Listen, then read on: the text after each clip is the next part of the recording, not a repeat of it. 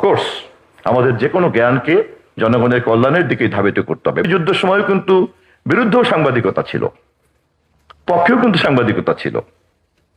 এমনকি জুলাই গণ অভ্যুত্থানের সময় কিন্তু আমরা দেখেছি সরকারকে টিকিয়ে রাখার পক্ষেও তো একটা গণমাধ্যমের তৎপরতা ছিল, এবং তাকে তো আমরা সাংবাদিক বলেই চিনি, সাংবাদিকতা হিসেবেই চিনি। আজকে শহীদের রক্তের উপরে দাঁড়িয়ে বিজয়ী বাংলাদেশে নির্বাচিত সরকারের একজন মন্ত্রী হিসেবে যখন আমি কথা বলছি, তখন হয়তো মনে করেন একটা নির্ধারিত বয়ানকে আমরা সবাই হাজির করছি যে অভ্যুত্থান, বিজয়, গণতন্ত্র, মুক্ত মুখ ইত্যাদি মিলে আমরা এখন খুব নিশ্চিন্তে কিন্তু এই কাছে ব্যাপারটাকে বোঝার জন্য যদি একটু কাল্পনিকভাবে ধরে নেই যে 5 তারিখের পুরো ব্যাপারটাই অন্য খাতে প্রবাহিত হয়ে গিয়েছে, তখন কি হতো? তখন এই সাংবাদিকটাই নুরুল কবির সাহেব এখানে থাকতেন কিনা, বাঁচতেন কিনা, আমি এখানে আসতে পারতেন, তো এটাই তো প্রশ্নের মধ্যে দেখা দিত।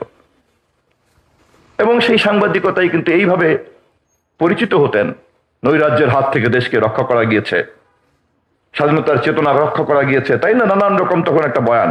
এবং সেই বয়ান দেওয়ার মতো বুদ্ধিজীবীর কি অভাব আছে আমাদের দেশে? শিক্ষকের কি অভাব আছে? জ্ঞানী লোকের কি অভাব আছে? সম্পাদকের কি অভাব আছে? সাংবাদিকের কি অভাব আছে? অতএব এটা কিন্তু একটা প্রশ্ন।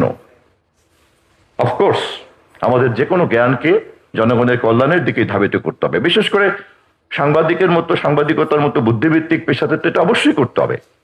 কিন্তু তারও আগে এই প্রশ্নটি আমাদের মধ্যে সার্বজনীনভাবে নিষ্পত্তি না হলেও প্রত্যেকের মধ্যে এটা নিষ্পত্তি হওয়া দরকার যে বস্তুনিষ্ঠতাকে নিশ্চিত করা, সত্যকে উদ্ঘাটন করার প্রক্রিয়াটি কি হবে, এবং সেই ক্ষেত্রে একটা সার্বজনীনতা মধ্যে আমরা কিভাবে যেতে পারি।